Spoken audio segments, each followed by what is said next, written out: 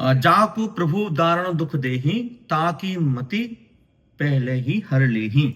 भाइयों एवं हमारे देशवासियों, आप सभी को प्रणाम। जय श्री महाकाल।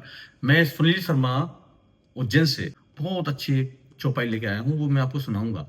हमारे जीवन में जो हम लोग जिंदगी जीते हैं, हम लोग सुबह से लेकर शाम और शाम से लेकर सुबह, रात दिन हम लोग जो मेहनत करते हैं, हम जो काम करते हैं, कार्यस्थल पे भी करते हैं, और जहाँ जहाँ भी हम जो काम करते हैं उसमें हमारा कर्म होना बहुत जरूरी है। हमारे कर्म हमको निर्धारित करते हैं, हमारे जो कर्म है वो हमें निर्धारित करते हैं कि हमने जीवन को कैसे जिया है, उसी हिसाब से हमको उसका फल मिलता है। तो कर्म का होना बहुत आवश्यक है। हम क्या कर्म कर रहे हैं, उस कर्म के हिसाब से इंसान को चलना बहुत आवश्यक है। हम ऐसे कर्म करें जिसके कर्म करने से हमको फल अच्छे मिले।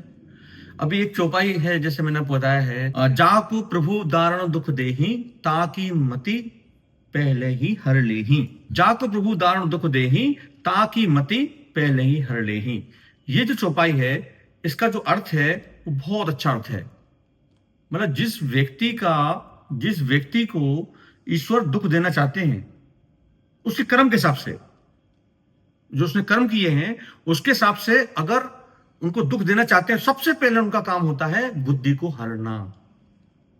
बुद्धि का एक बार हरण हो जाता है, इसके बाद मनुष्य के ऊपर ना उसकी बुद्धि चलती है, ना उसका विवेक चलता है, और ना उसका ज्ञान चलता है।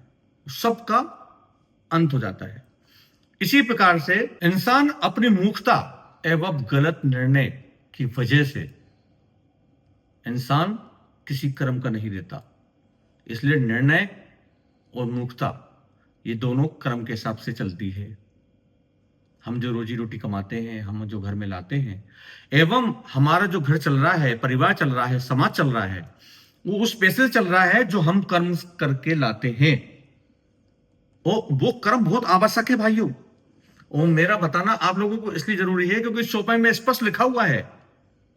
जैसे एक संदर्भ छोटा सा इसमें बताना चाहूंगा वाल्मीकि जी का।